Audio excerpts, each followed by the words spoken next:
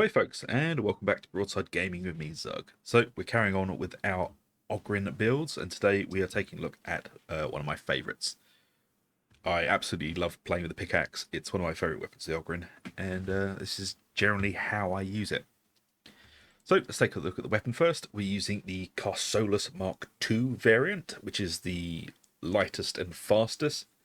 And with this, the modifiers we're going with are basically defense is the dump stat, as always, because defense is rubbish. Who needs defense when you can have more offense? See? Makes perfect sense. Anyway, so damage, cleave damage, crowd control, and penetration lol are all at 80. Damage is at 60. Perk-wise, we're going for unyielding and flak, but if you really want to, you can change unyielding to carapace. But it does sort of reduce down our boss damage and the damage we do to bulwarks and reapers. And we don't really need it to deal with crushers and maulers. So I would suggest highly staying with unyielding. And flak, well, flak is the most prevalent armour type in the game. That's why we stick with flak on most things. Next up are the blessings. We're going with Slaughterer, which gives us a plus 8% strength for 4.5 seconds on kill, stacks 5 times, and thrust. I know a lot of people aren't super keen on thrust anymore. It used to be like the entire meta back in the day, but trust me on this one. And we're going to quickly jump in and look at the masteries on this, and I'll explain the thoughts behind it. So Slaughterer is basically one of the best things you can have on the Pickaxe. Whereas with Thrust, you might be tempted to, I don't know, try Limb Splitter. Plus 60% strength, which is exactly what you get from Thrust, on your first attack every 3.5 seconds. Now, this is just Thrust with extra steps and a time constraint. With Thrust, we can guarantee every single time when it's going to land. With this, it's hit and miss. It's every 3.5 seconds. So, you could have hit a Poxwalker or, I don't know, something else. Which is why Limb Splitter tends to get pushed to the side. So, instead of Thrust, you could also look at, I don't know, Torment. But again, it requires more steps to use. You have to trigger it with the extra action button, which is this, if you've not seen it. That is the special on the Curios. It's a very useful special, but yeah, not quite what we want. And then we've got, I don't know, that's not the Curios. That's why it looked weird. There we go. Head Taker is pretty good, but again, it's only a 25% damage increase. We're looking to push those numbers up as high as we can. Thunderous doesn't do much for the Pickaxe. It's got a lot of armor penetration on it, lol. As it is, we don't really need that much more. And also, things are not going to be alive long enough for us to benefit from this. We're not going to be getting the entire 16 stacks on a target. Possibly a monstrosity, but nothing else. And then we've got all or nothing, up to 40% strength as stamina depletes. Again, it's just Thrust with more steps. These will require us to do stuff, whereas Thrust just happens, especially with the Curios. Now, I'm going to show you why. So if you look down to the buff bar, just next to my health and toughness, you'll see how quickly Thrust actually stacks up on this. That's pretty much just how long it takes to wind up a heavy attack with the Curios. On the Branks and the Bovine, yes, it's a little bit slower in the wind up. That's where you can kind of think, maybe something else there could work. But on the Curios, I would always suggest Thrust. Unless, of course, you wanted to go for something more defensive. Whereas, then, where the hell is it? There, Confident Strikes. If you want something purely defensive, then yes, drop Thrust for Confident Strikes. But this isn't about defense, this is all about offense. So, let's get back into it. So that's generally how the Pickaxe is built. And next up, we have the secondary weapon. And for that, we're going with the Rumbler. Again, mobility is our dump set because screw mobility. We're an Ogryn. We're not very mobile. We have our indomitable charge for that. And everything else is maxed out for maximum carnage. The perks, we're going for flak, again, the most prevalent armor type in the game, so it's going to give us the most bang for a buck, literally. And, of course, unyielding, because the Rumbler is really good at shredding bosses. Now, we're going with Adhesive Charge, which has just had a lovely, lovely glow up. Your grenades stick to Ogryns and monstrosities, and you get plus 15% damage versus Ogryns and monstrosities. Who doesn't like free damage? And then blaze away 8% strength for every shot fired during continuous fire. Stacks 5 times. So with that, obviously, you brace, and you just keep firing. And as you can see, blaze away stacks up. You don't have very long between each fire, so you got to be pretty nippy with it, but it still stacks up. And this is mostly going to be for either horde control to help out your team. A teammate is surrounded. Chuck a grenade in, everything gets staggered. Now, remember stagger, it's going to be important later. And of course you can do the old trick if a dog's coming towards you, you don't think you can get out of the way. Fire a grenade at your feet. And that dog will not hunt. Well, it will just get knocked off you. But still. So, that's the Rumbler. A very useful and very potent weapon. So, let's take a look at the Curios. So, we're going for a strange mix this time. It's going to be 2 toughness Curios with health, toughness, and damage resistant gunners, because gunners are awful and they will shred you. So, on the higher difficulties, it is imperative to have damage resistant gunners in all 3. So we've gone for the 2 toughness Curios, and we're going for 1 max health Curio, spec'd out exactly the same, with max health, toughness, damage resistance gunners. Now this is a very lazy way to do it, but also a very effective way to do it, because this is just giving us pure defense. I joke about offense, but with Curios, this is giving us just defense, and that's what we want. We're not going to worry about snipers, because they're someone else's problem. With this, we are sitting at 157 toughness with 424 health. We are a big old slab of tough health there. And I generally find the 2 and 1 combo works out really nicely for the Ogryn. I tend not to run 3 health Curios unless I'm trying something very specific.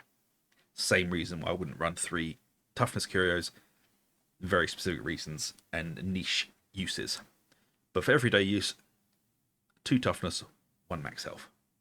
Alright, let's jump into the talents. Now, it starts off pretty simple, how most of my Ogryn builds do. We're going with Furious. For each enemy you hit during the same heavy melee attack, you gain 2.5% damage on your next melee attack. So for this, the Car Solus is lots of wide sweeps, which is going to help us stack that up quite nicely. All the heavy attacks are big, wide sweeps. And like I said in the slab shield video, if you flick your camera ever so slightly at the end of each swing, you get a little bit more cleave out of it. As you can actually manipulate it so you're hitting more targets as you swing. It may make you slightly seasick, but you are getting more things hit. And next up, we're going for the best defense. Replenish 20% toughness after hitting multiple enemies with a single heavy melee attack. Again, just what I've shown you. Big wide sweeps. And then we're grabbing the toughness boost here. Into Smash 'em. Replenish 20% toughness after hitting a single enemy with a heavy melee attack. I will touch on this in a little bit. And then Heavyweight, one of the best talents in the tree, plus 30% damage against Bulwarks, Crushers, Plague Ogryns, and Reapers. Also receiving plus 30% damage reduction against the same. And then Linchpin, toughness replenishment while incoherency is increased by 50%. If you really want, you can dump this out for something else, because in Pugs, people don't like being in coherency. So you can dump this out if you want to. I try and keep it, but if you need a point somewhere, this is the thing to get rid of.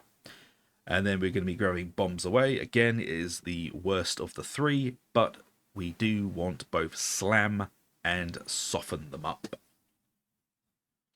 So, if you really want to, you can lose slam for toughness boost into frag bomb.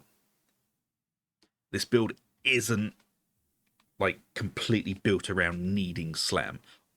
It's preferable for what we're doing later, but if you really hate it and you want that frag bomb, you can get rid of this and bombs away to go into toughness and frag bomb, and that will take you through here. So there you go. Who says never give out more options? And then of course we're going to the toughness boost. Actually, sorry, I've jumped ahead. Next we're going to slam for the impact bonus on melee attacks. This is going to give us more stagger. And, of course, soften them up. Enemies damaged by you take 15% more damage for 5 seconds. Now, we are trying to stack as many damage increasing talents as we can to hit those all-important breakpoints later on. And then we're coming to the toughness boost here, into Indomitable. Charge forwards with great force, knocking back enemies and staggering them. Gain plus 25% attack speed and plus 25% movement speed for 5 seconds. Charge is stopped on collision with monstrosities. That is not entirely true. The charge can also be stopped by hitting the S button, so moving backwards. For example, if you just want to check that crusher, you hit it and then you can step back, which allows you to follow up into a hit on that crusher. Just a very useful tip. And then we're going to be taking Stomping Boots to replenish 10% toughness per enemy hit with Indomitable. And then into Trample for each enemy hit by Bull Brush, Indomitable. You gain a stack of Trample. Trample increases base damage by plus 2% for 8 seconds, max stacks 25. So if we hit a big group of enemies, we are coming out of that with 50% extra damage for 8 seconds. Then we'll be going into Rending Boost for 5% rending. It works out to basically 5% extra damage. 1% rending is more or less 1% damage. There is a very long, very annoying mathematical equation for working this out, but just trust me, it's more or less 1 for 1. And then we're going to be grabbing the health boost and into Hard Knocks. So, Hard Knocks. Plus 1% damage to your next melee hit attack on enemy stagger. Stacks 25 times, lasts 10 seconds. The larger the enemy, the more stacks are earned. This is why we're taking Slam. It's not entirely needed, it just helps. So, what does it do? Well, when we stagger things, we get a buff. What are we going to stagger? Everything, because we're an Ogryn. And as you can see, the Curios has a lovely little special attack that does exactly what we want it to do, which is stagger big annoying crushers. And then we get 10 stacks of the buff. And 10 stacks equals 10% more damage on our next melee, heavy melee attack. So, how do we monopolize this stagger? Well, we stagger them, and it goes straight into an overhead hit. So, not only are we taking the crusher off its balance, we're lining it up for an overhead shot. Just like that. And that's not the only way you can line up an overhead attack, as that into that, or you can block push into the overhead. So right mouse button to block, left to push, and then into the overhead. And that is how you turn the Curios, a widely renowned AoE weapon, into an extremely nasty overhead heavy strike. It is incredibly accurate and also absolutely amazing for doing this. There we go. And that's basically your Ogryn killer. And not only does it stagger them, it also opens up Mr. Bulwark's shield. Of course, sometimes he's going to be an absolute cheeky little thing about it, but it usually does open up the shield. So that is why we're taking some of the staggering talents to increase this and just increase that stacking damage we are building within this. But before we move on as well, the Rumbler. The Rumbler does come into play in this because if you look down at the buff bar, every time it blows up, we're getting stacks. Which means, as we're moving into melee range, we can drop some grenades to get an extra damage boost. Now, this doesn't mean that every time you go into melee you have to drop them. It just means every time we use the Rumbler, we're getting a damage buff. Right, back to the talents. So, that's why we're taking Hard Knocks. And then we're going into Batter, the bread and butter of the build.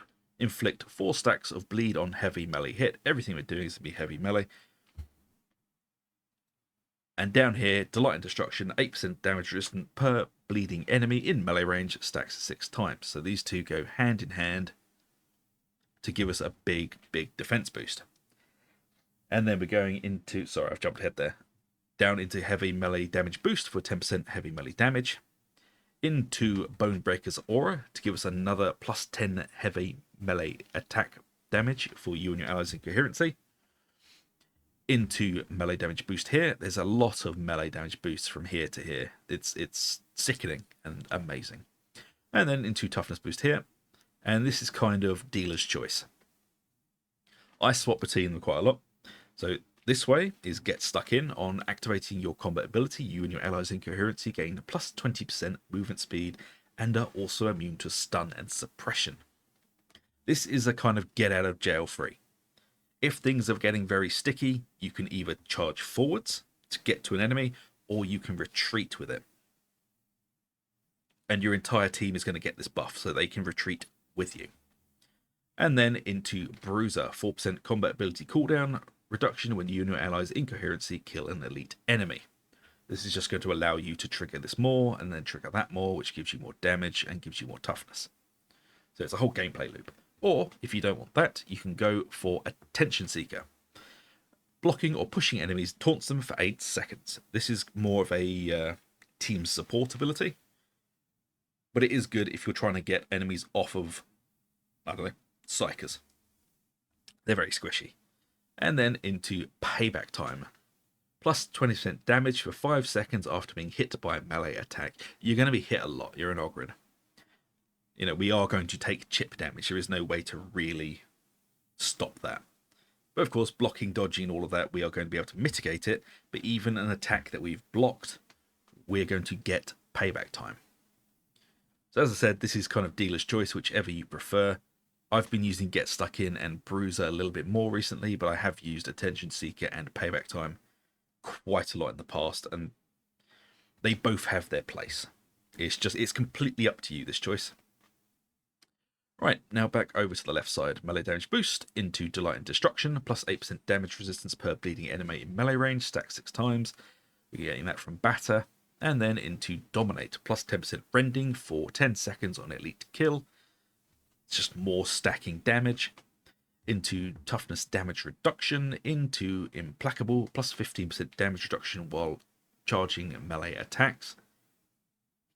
Again, we're utilizing Thrust, which means we're basically getting Implacable at all times because we are stacking up that Thrust. Even though it is very quick, it still counts as charging the attack. And then into the heavy melee damage boost again, into Heavy Hitter. Plus 5% damage for 7.5 seconds on heavy attack hit. Stacks 5 times, so this is basically a 25% damage increase we are getting as long as we're attacking. It's just going to be most of the time. And then just getting started, while Heavy Hitter is at 5 stacks, gain 10% attack speed. This is just a nice little bonus on the top. We are missing out on, though, Unstoppable, while Heavy Hitter is at 5 stacks, toughness replenishment from melee kills increased by 100%, and of course, Brutish Momentum, Heavy Hitter duration is refreshed by light attacks. We're not using light attacks very often, so this is just we don't need it. And unstoppable, it is quite good, but I mean, I wouldn't lose really anything else for it. I mean, you could dump out linchpin for it, but as I said, dealer's choice on that. But I will just slowly scroll through the talents so you can pause at your leisure. There you go. But that's pretty much it. It's just lots and lots of heavy attacks. And staggering Ogryn. Now this is why we're using thrust instead of the others, because we are winding up attacks through this build. And with the Curios, it's a very, very, very quick wind up. Especially with crushers and maulers, which is what we're going to be using this for mostly. And with slam, as you can see, we can wrong foot these Ogryns very, very easily. Now, as for marks of pickaxe, yes, you can use any mark you want. I do find this build works very well with the Curios because that's basically what I've built it for. But if you prefer the bovine or the branks, I know it's not called the bovine, that's totally up to you. You will get a lot more damage out of them. Let's just see the branks. The one thing I don't like about the branks is the special hit. It's good, but the follow-up attack is a bit wide. And it doesn't help you as much staggering targets you need staggered. But also it does absolutely beat the hell out of crushers. But as you can see, the wind up for thrust, it's not unreasonably long, but it is noticeably longer. It's that slight pause that you get just before it starts.